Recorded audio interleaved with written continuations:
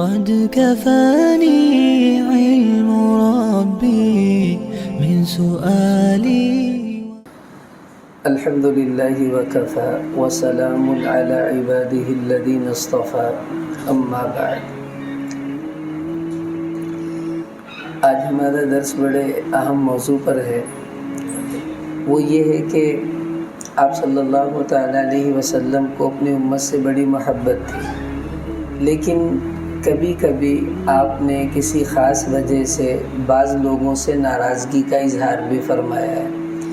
جیسے ماں اپنے بچوں سے کبھی کبھی ناراض ہوتی ہے تنبیہ کی وجہ سے کہ میری اولاد میں کچھ خامیاں ہیں، تو میں کچھ ناراض ہوتی ہوں تاکہ اس ناراضگی کا اثر لے کر بچے ان خامیوں کو دور کر دیں. اکثر ہم بھی اس کو محسوس کرتے ہیں بچپن میں ہماری مائیں کہ چل میں تیری امی نہیں، تو بچہ پھر روتا ہے، پھر جس وجہ سے ماں کہتی ہے بچہ اس وجہ کو دور کر دیتا ہے. دودھ نہیں پی رہا، ماں کہتی ہے میں تیری امی نہیں، وہ پینے لگ جاتا ہے. اور شرارتیں کر رہا ہے تو ماں کہتی ہے تو میرا کہنا نہیں مانتا، میں تیری امی نہیں، تو وہ فوراً شرارتوں کو چھوڑتا ہے. ایسے ہی نبی کریم صلی اللہ علیہ وسلم نے اپنی بہت سی احادیث میں ایک لفظ استعمال کیا ہے، وہ بڑا اہم لفظ ہے، وہ ہے لیس منا، کہ یہ بندہ ہم میں سے نہیں ہے. جیسے ماں کہتی ہے کہ تو میرا بیٹا نہیں، حالانکہ ہے اسی کا بیٹا، لیکن ناراضگی کی وجہ سے کہتی ہے. ایسے ہی نبی اکرم صلی اللہ علیہ وسلم نے بہت سی روایات میں کچھ ایسے برے عمل تھے جن کی وجہ سے یہ لفظ اپنی امت کو کہا کہ وہ ہم میں سے نہیں ہے فلانا بندہ. تو وہ بہت سی روایات ہیں، میں نے ان کو کچھ تھوڑا جمع کر کے سیٹنگ کی اس کی، تو 3 دروس میں ان کو انشاءاللہ ہم بیان کریں گے، کیونکہ کچھ روایات ہیں جن کا تعلق اخلاق، عبادات اور عقائد سے ہے، کچھ کا تعلق ہمارے گھریلو معاملات سے ہے، اور کچھ کا تعلق ہماری معاشرتی زندگی اور جو کاروباری معاملات ہیں ان سے ہے. تو تینوں کو الگ الگ موضوع میں انشاءاللہ بیان کر دیں گے. آج وہ روایات عرض کرنی ہے اور ان میں ہمارے لیے بڑے بڑے سبق ہیں، بہت باتیں ہیں کہ وہ روایات جن کا تعلق ہماری عبادات سے ہے یا اخلاق سے، اپنے عقائد وغیرہ سے ہے. پہلے آپ یہ وضاحت سمجھے کہ لیسا منا کا مطلب کیا ہے. اس کا ترجمہ یہ کرتے ہیں کہ وہ ہم میں سے نہیں ہے. کیا مطلب کہ ہم مسلمان ہیں؟ یہ مطلب نہیں ہے کہ وہ کافر ہے، اور ہم میں سے نہیں ہونے کا مطلب یہ ہے نہ. اس کا مطلب علامہ ابن حجر رحمۃ اللہ علیہ نے بیان فرمایا کہ یہ جو حضور فرماتے ہیں کہ لیسا منا، کہ وہ بندہ ہم میں سے نہیں ہے، اس کا مطلب یہ ہے کہ لیسا علی دیننا علی طریقتنا، کہ وہ آدمی ہمارے طریقے پر نہیں چل رہا، یعنی وہ دین جو میں لے کر آیا ہوں اس پر نہیں چل رہا، پتہ نہیں یہ کون سے راستوں پر چل نکلا. اور ایک معنی علماء نے فرمایا کہ لیسا منا کا مطلب ہے کہ وہ آدمی ہم میں سے نہیں، یعنی جو ہمارا کامل دین ہے وہ اس کامل دین پر نہیں چل رہا، بلکہ اپنی مرضی سے ناقص دین پر چلنے کی کوشش کر رہا ہے. تو اس کا مطلب کفر نہیں ہوتا، بلکہ اسلام میں رہتے ہوئے اظہار ناراضگی ہے.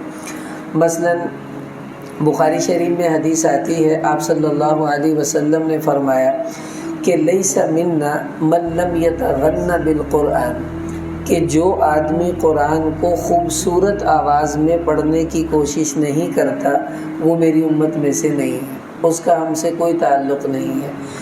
کیوں؟ اس لیے کہ اللہ کے قرآن کو خوبصورتی کے ساتھ پڑھنا یہ مطلوب ہے. حدیث میں آتا ہے کہ حسن الصوت زینت القرآن، کہ خوبصورت آواز میں پڑھنا یہ قرآن کی زینت ہے، قرآن کی سجاوٹ ہے. اور ایک روایت میں آپ نے فرمایا زینوا اصواتکم بالقرآن، کہ تم قرآن پاک کو خوبصورت آواز کے ذریعے سے زینت بخشو اور اس کو پیارا کر کر پڑھنے کی کوشش کرو. اب یہ پیارا کیسے ہوگا؟ سب سے پہلے تو ہمیں اپنے حروف ٹھیک کرنے چاہیے. سین صاد کیا فرق ہے، ثا سین کیا فرق ہے، اسی طرح زال ذال اس میں کیا فرق ہے، اور وا اور زا اس میں کیا فرق ہے، یہ ہمیں آنے چاہیے. جس بندے کو یہ نہیں آتے اس کا مطلب یہ ہے کہ وہ اپنے قرآن کو خوبصورت بنانے کی کوشش نہیں کر رہا، اور حضور ناراض ہیں ایسے آدمی سے کہ اس کا ہم سے کوئی تعلق نہیں جو قرآن کو خوبصورت بنانے کا اہتمام ہی نہیں کرتا۔ ابو موسیٰ اشعری رضی اللہ عنہ یہ بڑا خوبصورت قرآن پڑھتے تھے۔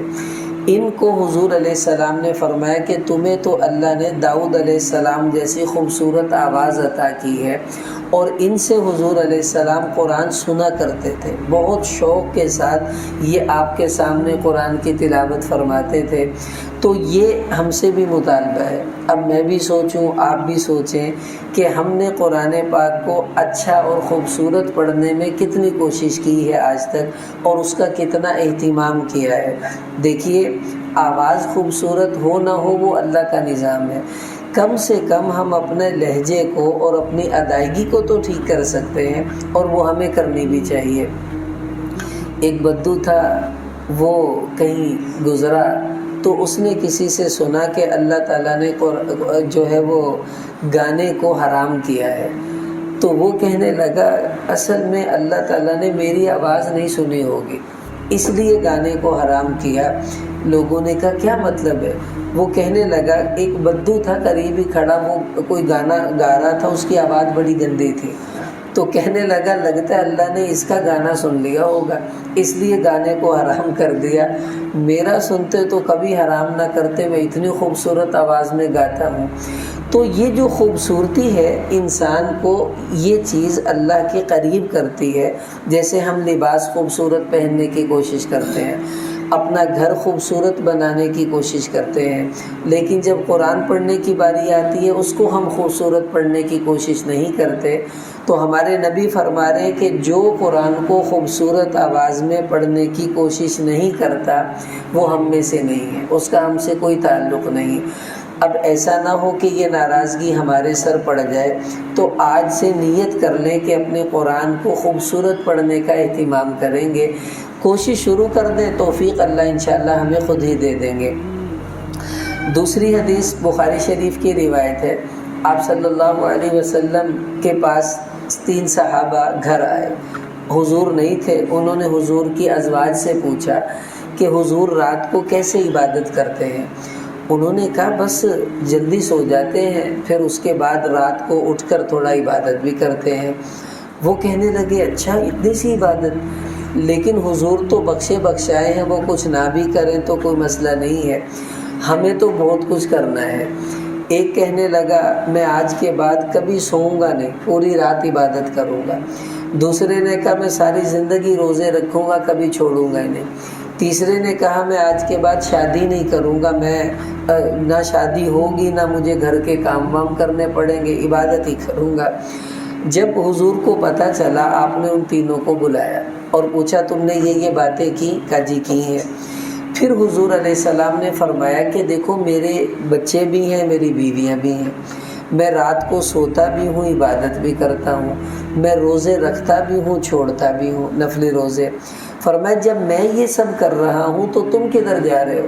اگلی بات جو آپ نے فرمائی کہ فمن رغب عن سنتی فلیس منی، کہ جو آدمی میری سنت کو چھوڑ کر کوئی اور راستہ اختیار کرے گا اس کا مجھ سے کوئی تعلق نہیں، وہ میری امت میں سے نہیں ہے۔ ناراضگی کی وجہ سے آپ نے اس کو اپنی امت سے نکال دیا۔ تو سنت راستہ یہ بڑی اہم چیز ہے۔ حدیث میں آتا ہے علیکم بسنتی، اے میرے امتیوں میری سنت کو لازم پکڑنا۔ اور ایک روایت میں آپ علیہ السلام نے فرمایا کہ ترکت فیکم امرین، میں 2 چیزیں تمہارے درمیان چھوڑ کر جا رہا ہوں، لن تضلوا ان تمسکتم بہما، اگر تم ان کو مضبوطی سے تھام لو تم کبھی گمراہ نہیں ہوگے۔ 2 چیزیں میں چھوڑ کر جا رہا ہوں، وہ کیا؟ فرمایا کتاب اللہ و سنتی، ایک تو اللہ کی کتاب اور دوسرا میری سنت۔ اگر تم نے میری سنت کو تھام لیا تم کبھی گمراہ نہیں ہوگے۔ اب میں اور آپ دیکھیں کہ ہمارے نبی صلی اللہ علیہ وسلم نے ہمیں کتنے اہتمام سے سنت کی ترغیب دی، اور یہ کہا جو میری سنت پر نہیں چلتا وہ ہماری امت میں سے نہیں۔ اب ہم کھانا کھاتے ہیں، سوتے ہیں، مسجد میں آتے جاتے ہیں، بیت الخلاء آتے جاتے ہیں، کاروبار کرتے ہیں، لباس پہنتے ہیں، کتنے کام ہیں جو ہم روزانہ کرتے ہیں، کیا ہم ان تمام کاموں کو سنت کے مطابق کرتے ہیں؟ یہ سوچنے کی بات ہے۔ سفیان ثوری رحمۃ اللہ علیہ، سور عربی زبان میں بیل کو کہتے ہیں، ٹگا پنجابی سے، تو یہ اپنے ساتھ سوری لگاتے ہیں کہ میں سفیان بیل ہوں۔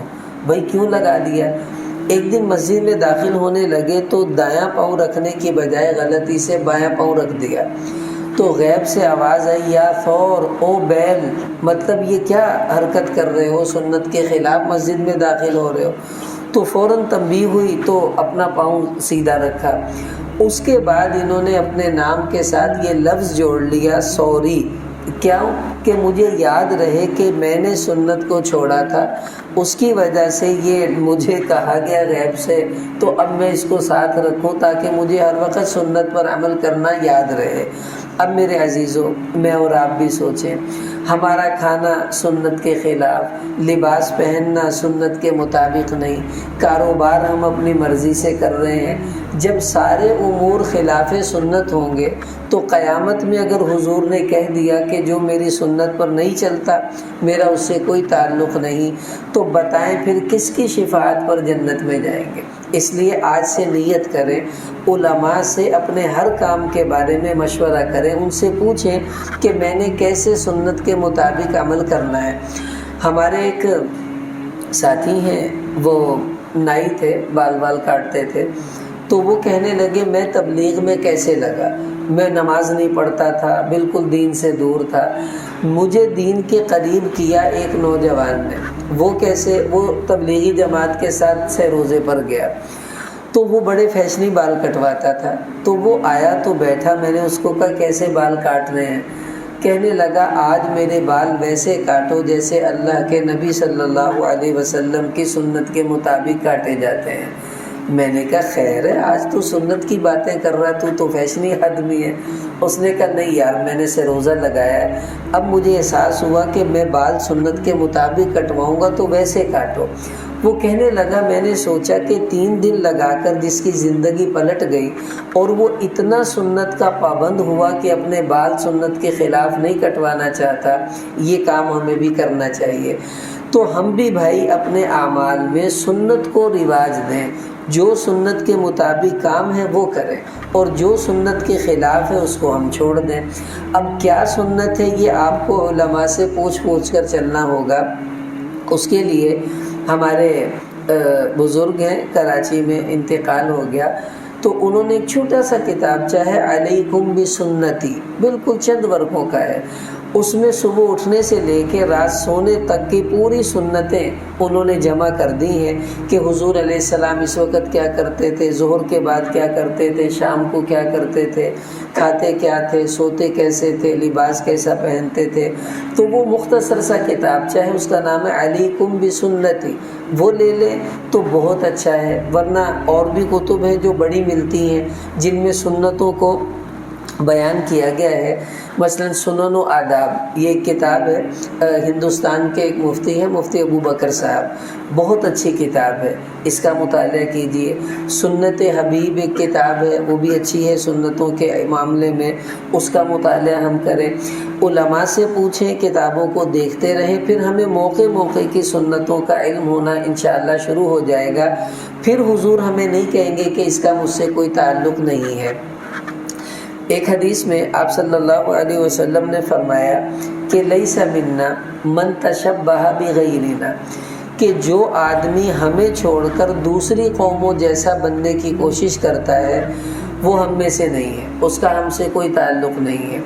کیا مطلب؟ کہ ایک وہ راستہ ہے جو اسلام دیتا ہے، اور ایک وہ راستہ ہے جو یہود و نصارہ، ہندو، ان لوگوں کے ہیں۔ تو اگر ہم اپنے نبی کا راستہ چھوڑ کر، اسلام کا راستہ چھوڑ کر کسی اور قوم کا راستہ اختیار کریں گے تو ہمارے نبی کہہ رہے ایسا بندہ ہم میں سے نہیں ہے، اس کا ہم سے کوئی تعلق نہیں ہے۔ مثلا پیپر ہوتے ہیں تو پیپروں میں اکثر نقل بھی لگتی ہے، تو آپ نے دیکھا ہوگا کہ پچھلا بچہ اگلے کی نقل لگاتا ہے، اگر اگلا بچہ پاس ہوگا تو پچھلا بھی یقیناً پاس ہوگا، کیوں؟ اس نے اسی کا دیکھ کر تو سوال لکھا ہے، اور اگلا فیل ہے تو پچھلا یقیناً فیل ہو جائے گا۔ اسی طرح ہم نے زندگی گزارنی ہے تو کسی نہ کسی کی نقل لگا کے گزارنی پڑے گی۔ اگر تو ہم نبیوں کی، صحابہ کی، ولیوں کی نقل اتاریں گے، یہ سارے پاس تھے، ہم بھی قیامت میں پاس ہو جائیں گے۔ اور اگر ہم نے یہودیوں کی، عیسائیوں کی، ہندوؤں کی نقل اتاری، وہ سارے فیل ہیں، اور اللہ نہ کرے ان کے پیچھے چل کر کہیں ہم بھی فیل نہ ہو جائیں۔ اب ہم دیکھیں کہ ہماری جو شادیاں ہوتی ہیں کیا یہ اسلام کے مطابق ہوتی ہیں؟ اسلام نے شادی کی 2 تقریبات مقرر کی ہیں، ایک نکاح، ایک ولیمہ، اور کوئی تقریب اسلام میں شادی کی نہیں۔ لیکن ہماری شادی کی تقریبیں مہندی ہوتی ہے، مایو ہوتا ہے، صحرا بندی ہوتی ہے، پھر بارات جاری ہوتی ہے، اور اس کے بعد پھر بارات کے بعد فوٹو شوٹ ہوتا ہے، نکاح کے بعد پھر کہیں جا کر رخصتی ہوتی ہے، گھر آتے ہیں، پھر اس کے بعد گود بٹھائی ہوئی، تیل ڈالا جاتا ہے، وہ رسم ہوتی ہے، صندوق کھلوائی کی رسم، منہ دکھائی کی رسم، پتہ نہیں کتنی رسموں کے بعد ہماری شادیاں پوری ہوتی ہیں۔ اب آپ بتائیں، ہماری شادیاں تو ہندوؤں کے طریقوں پر ہو رہی ہیں ہم مسلمان، تو ہمارے نبی کہہ رہے ہیں کہ جو آدمی ہمارے اسلام کے طریقوں کو چھوڑ کر اور قوموں اور مذہبوں کے طریقے اختیار کرے گا وہ ہم میں سے نہیں ہے، اس کا ہم سے کیا تعلق رہا۔ اب ہم ایک دفعہ کمالیہ گئے، ہمارے استاذ وہ سال میں چل رہے تھے، ہم ان کی نصرت کے لیے گئے عید سے 1 دن بعد، ترو والے دن، تو ان کے ساتھ مہمان تھے عرب، دوسرے ممالک سے آئے ہوئے تھے، تو انہوں نے بتایا یہاں ایک شادی تھی محلے میں، وہاں کمالیہ میں، تو کہنے لگے کہ وہ عرب گشت سے آ رہا تھا تو شادی میں جو کچھ ہوتا ہے وہ اس نے دیکھا، آ کے کہنے لگا کہ اس علاقے میں ہندو بھی رہتے ہیں۔ تو لوگوں نے کہا جی نہیں، ہندو تو کوئی نہیں ہے۔ کہیں شادی کن کی ہو رہی ہے؟ کہ یہ تو ہمارے نمازی بھائی ہیں، وہ ابھی آئیں گے، ہم آپ کو ملواتے ہیں۔ تو کہنے لگے یعنی مسلمانوں کی شادی ہو رہی ہے؟ اس نے کہا ہاں۔ کہنے لگا توبہ توبہ، یہ کون سا اسلام ہے؟ ہم نے تو آج تک نہیں پڑھا ایسا اسلام۔ کہنے لگا یہ جو کچھ ہو رہا ہے یہ تو ہندوؤں کی رسمیں ہیں، اور میں سمجھا شاید ہندوؤں کی شادی ہو رہی ہے، یہ مسلمانوں کی بھی ایسے شادیاں ہوتی ہیں۔ اب اگر ایک عام آدمی اتنا تعجب کرتا ہے تو ہمارے نبی کتنا تعجب کریں گے ہم پر قیامت والے دن کہ تم نے میری بیٹیوں کی شادیاں نہیں دیکھی، تم نے میرے صحابہ کی شادیاں نہیں دیکھی، وہ جیسے کرتے تھے تم نے اس طرح کیوں نہیں کی، یہ سب رسومات کیوں کی۔ اب ہمارے ہاں فوتگی ہو جاتی ہے، اسلام میں فوتگی کے 2 جو ہیں وہ مواقع ہیں جو جمع کے ہیں، ایک جنازہ ہوتا ہے، اس کے بعد 3 دن تعزیت کے لیے لوگ آتے ہیں، اس کے بعد ختم۔ اب لیکن ہمارے فوتگی ہو جائے وہ مکدی نہیں پوری عمر، تیجا، ساتا، 10واں، 40واں، پھر سالانہ برسی، وہ پوری عمر برسی چلتی رہتی ہے، پچھلوں کی اگلوں کی، ہماری یہ ختم نہیں ہوتی رسومات۔ یہ سب کچھ ہندوؤں کی رسمیں۔ آپ نے اگر ہندو مذہب کا مطالعہ کیا ہے تو آپ دیکھیں گے یہ تیجا، ساتا، 10واں، 40واں ہندو کرتے ہیں، وہ 40 دن کے بعد اپنی میت کی راکھ روکھ نکالتے ہیں، اس کو ڈالتے ہیں۔ تو ان کی جو رسومات تھیں، ہم چونکہ جب ہندوستان پاکستان اکٹھا تھا تو مسلمان ہندو ملے جلے رہتے تھے، تو ان کی بہت سی رسمیں ہندوؤں کی مسلمانوں میں بھی آ گئی، اور انہی کو لے کر ہم پاکستان میں آ گئے، اور آج وہ ہمارے اندر موجود ہیں۔ تو نبی ہمارے کیا فرما رہے ہیں کہ لیس منا من تشبہ بغیرنا، جو دوسری قوموں جیسا بنے گا اس کا ہم سے پھر کیا تعلق رہا، وہ تو پھر انہی کا فوجی ہے، ہمارا فوجی تو نہیں ہے نا بھائی۔ وردی ان کی پہنتا ہے اور تنخواہ ہم سے لیتا ہے، یہ کیسے ہوگا؟ اب اگر مسلمان ہے تو نبی والی وردی پہن کر زندگی گزارے، یہ نہیں کہ کام ہندوؤں والے کریں اور کہلائیں ہم مسلمان۔ یہ ہمارے نبی ناراضگی کا اظہار کر رہے ہیں۔ پھر حدیث میں آتا ہے، آپ علیہ السلام نے فرمایا کہ لیس منا من تطیر، جو آدمی بدشگونیاں لیتا ہے اس کا ہم سے کوئی تعلق نہیں ہے، وہ ہماری امت میں سے نہیں ہے۔ بدشگونی کیا ہوتی ہے؟ ابھی گزشتہ درس جو سفر کے بارے میں عرض کیا، بدشگونی یہ ہوتی ہے کہ آدمی چیزوں کو اپنی زندگی میں مؤثر سمجھنا شروع کر دے۔ کالی بلی گزر گئی، پتہ نہیں کیا بنے گا، آنکھ پھڑک رہی ہے، پتہ نہیں اب کیا ہوگا، سفر آ گیا ہے، پتہ نہیں اب سفر کے مہینے میں کیا کیا بلائیں آئیں گی، اور فلانے دا منہ دیکھ لیا، پتہ نہیں ہن میرے نہ کی ہونا. یہ بدشگونیاں ہیں. اور حدیث میں آتا ہے الطیرۃ من الشرک، بدشگونی لینا یہ شرک کا حصہ ہے. اور ایک روایت میں فرمایا الطیرۃ من الجبت، کہ یہ شیطانی کام ہے بدشگونی لینا. مسلمان اپنے نفع نقصان کا مالک اللہ کو سمجھتا ہے، وہ چیزوں پر نفع نقصان کا کوئی بھی اس کا تصور نہیں ہوتا. تو اب یہ جو بدشگونیاں لینے والے لوگ ہیں ان کو ہمارے نبی نے نکال دیا، یہ میری امت میں سے نہیں ہے. پتہ نہیں یہ کون سا راستہ اختیار کر چکے ہیں. پھر ایک حدیث میں آپ علیہ السلام نے فرمایا کہ لیس منا من ضرب الخدود وشق الجیوب ودعا بدعوى الجاہلیہ. یہ بخاری کی روایت ہے. فرمایا وہ آدمی جو افسوس میں آ کر اپنے چہرے کو پیٹنا شروع کر دے، اپنے کپڑے پھاڑ لے اور جاہلوں جیسی باتیں کرنا شروع کر دے، اس بندے کا میری امت سے کوئی تعلق نہیں ہے. یہ پتہ نہیں کون ہے، نکل جائے، ہمارا اس سے کوئی لینا دینا نہیں. اب یہ چیزیں عموماً آپ نے دیکھا ہوگا افسوس میں آ کر ایسے ہو جاتی ہیں. اگر تو بلا اختیار ہوا، جیسے کسی ماں کے بیٹے کی لاش اس کے سامنے آئے، ایکسیڈنٹ ہو گیا، تو اب ماں کا اپنے اوپر کنٹرول نہیں رہتا، وہ اپنے آپ کو مار بھی لیتی ہے، چیخ بھی لیتی ہے. یہ چونکہ غیر اختیاری کام ہے، یہ اس میں شامل نہیں ہے. لیکن جو اختیار سے کرتے ہیں، اور وہ ہم دیکھتے ہیں یہ محرم میں کیا کچھ ہو رہا ہوتا ہے. ایک محرم سے پہلے بالکل ٹھیک ٹھاک ہوتے ہیں، اور جو ہی محرم آتا ہے رونا شروع کر دیں گے، اور جو ہی 10 محرم گیا پھر صحیح ہو جاندے.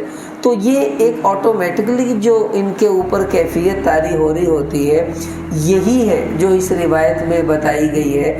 ہمارے نبی فرما رہے جو اس طرح افسوس میں آ کر اپنے چہرے پیٹے، اپنے کپڑوں کو پھاڑ لے، اس کا ہم سے کوئی تعلق نہیں ہے، پتہ نہیں کون ہے، کہاں سے آیا ہے، بہرحال یہ ہماری امت میں سے نہیں. تو ڈانٹ ڈپٹ آپ نے فرمائی ہے ایسے لوگوں کے لیے تاکہ میری امت ایسا عمل نہ کرے.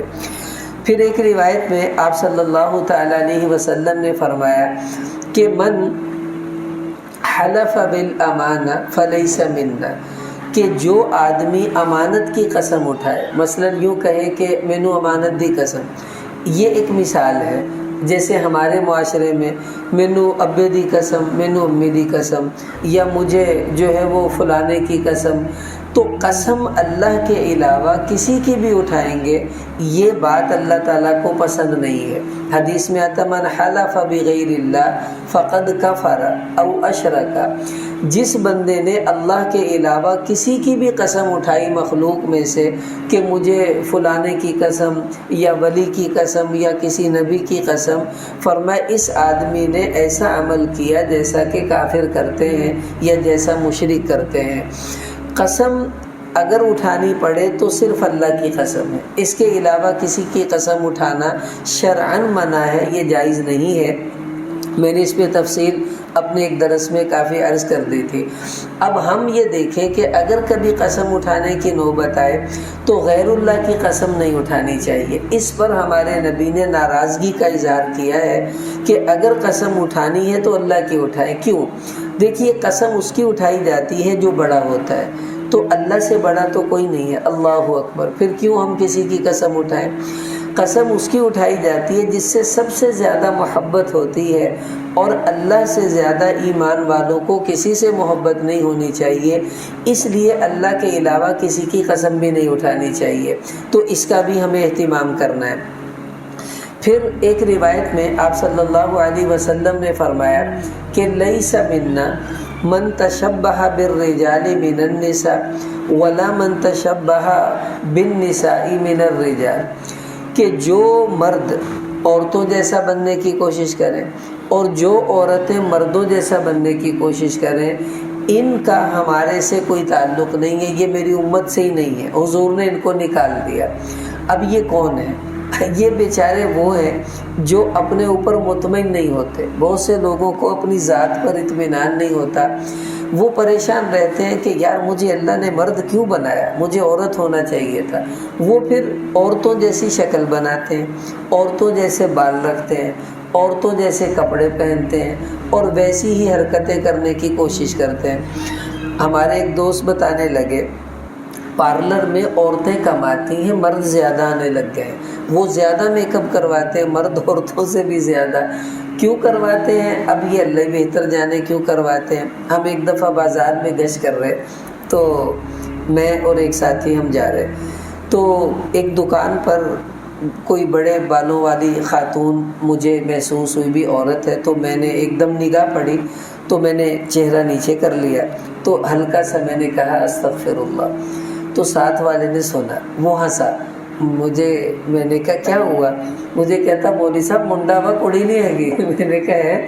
پھر میں نے مڑ کے دیکھا وہ واقعی لڑکا تھا، اتنے بڑے بڑے بال رکھے ہوئے اس نے اور میک اپ کیا ہوا، اور مجھے بالکل یوں لگا یہ کوئی خاتون بیٹھی ہوئی ہے، تو میں نے اس پر پھر استغفار کیا، لیکن پھر بعد میں بھی ہنستا ہوا ہی واپس آیا۔ تو میں نے کہا آج تو ہی اور شی کے پہچاننے میں مجھ سے بھی غلطی ہو گئی۔ تو ایسا جب ماحول بن جائے، ایسے ہی لوگوں پر ہمارے نبی فرما رہے میرا ان سے کوئی تعلق نہیں ہے۔ اب آپ دیکھیے عورتیں بیچاری کیا کرتی ہیں، بیبی کٹنگ۔ حالانکہ عورت کے لیے حکم ہے وہ بال لمبے رکھے تاکہ پتہ چلے یہ عورت ہی ہے، اور مرد کو حکم ہے کہ وہ بال چھوٹے رکھے، زیادہ سے زیادہ اپنی گردن تک حضور نے بال رکھے ہیں، کندھوں کے قریب، اس سے نیچے آپ کے بال کبھی نہیں گئے۔ تو مرد بھی اتنے کا رکھ سکتا ہے، اس سے نیچے رکھنے کی اسے اجازت نہیں۔ اب کتنے بیچارے پیچھے ربڑ ڈال کر گھوم رہے ہوتے ہیں، کانوں میں بندے پہنے ہوئے ہیں اور گلے میں چین پہنی ہوئی ہے، ہاتھوں میں کئی انگوٹھیاں پہن کے رکھتے ہیں۔ ارے بھائی تم ہو کیا؟ کہاں جانا چاہتے ہو؟ کیا تم اپنے مرد ہونے پر مطمئن کیوں نہیں ہوتے؟ آخر تمہیں ہو کیا گیا؟ عورتیں ہیں وہ اپنے عورت ہونے پہ مطمئن نہیں، وہ بال مردوں جیسے کٹوائیں گی، لباس مردوں جیسا پہنیں گی۔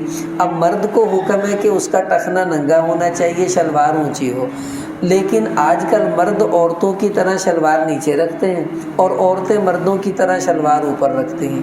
بالکل الٹ کام ہوا پڑا ہے، عورتیں مرد بن رہی ہیں، مرد عورتیں بن رہی ہیں۔ تو ہمارے نبی فرما رہے جن عورتوں کو مردوں جیسا بننے کا ذوق پیدا ہو جائے وہ ہماری امت میں سے نہیں، اور جو مرد عورتوں جیسا بننے کی کوشش کرے وہ بھی میری امت میں سے نہیں ہے۔ یعنی ان کو ڈانٹا ہے، تنبیہ کی ہے، نکل جائیں، ان کا ہم سے کیا تعلق، جو اپنی فطرت پر مطمئن نہ ہو۔ اب مرد کو اللہ نے مرد بنایا، اس کو مرد ہی رہنا چاہیے، اور جس کو عورت بنا دیا وہ عورت ہی رہے۔ اب یہ ادھر ادھر دیوار پھلانگنے کی کوشش ہم نہ کریں۔ ہمارے ایک دوست تھے، وہ کہنے لگے شادی ایک ایسی دیوار ہے کہ کچھ لوگ اس کے اس طرف ہیں اور کچھ اس طرف ہیں۔ جو اس طرف ہیں ان کی چاہت ہوتی ہے ہم دیوار پھلانگ کر ادھر چلے جائیں، یعنی شادی شدہ ہو جائیں، اور جو ادھر ہے ان کی کوشش ہوتی ہے ہم دیوار پھلانگ کے واپس ہی آ جائیں، پہلے ہی صحیح سے انتظار ہوتا ہے۔ تو دونوں مطمئن نہیں ہوتے، ادھر والے ادھر جانا چاہتے ہیں، ادھر والے ادھر آنا چاہتے ہیں۔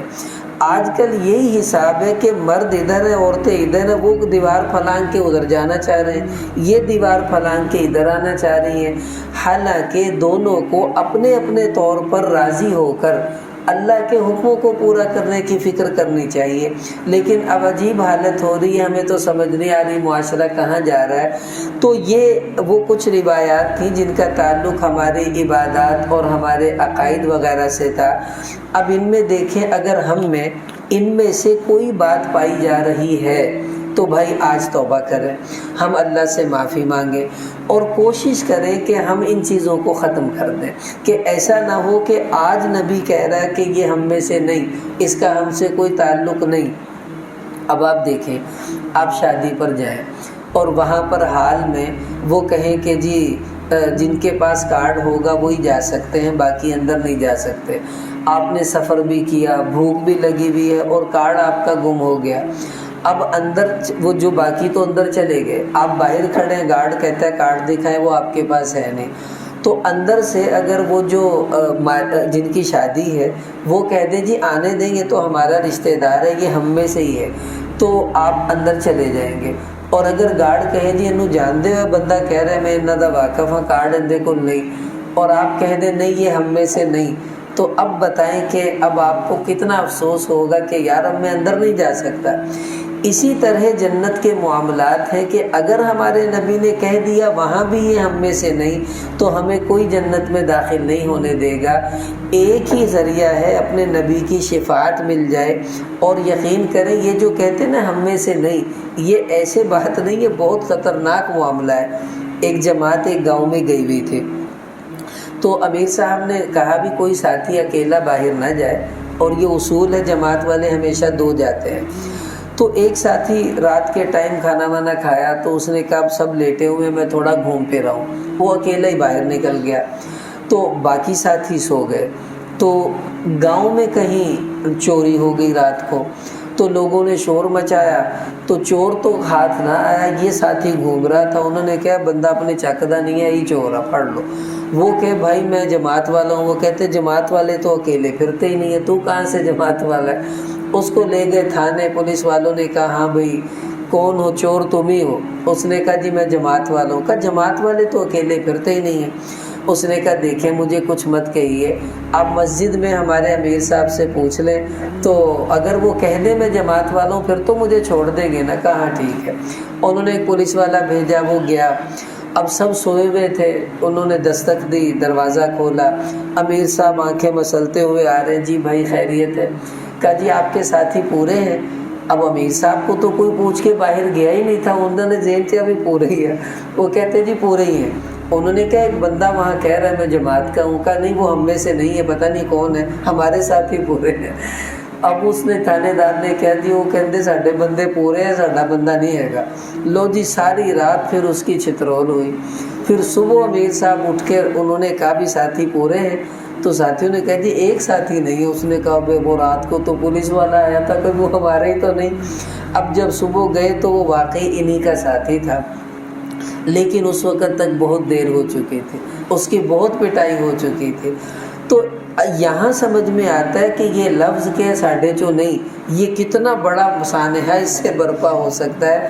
اس لیے نبی کا یہ کہہ دینا لیس منا، یہ ہم میں سے نہیں، یہ معمولی بات نہیں ہے۔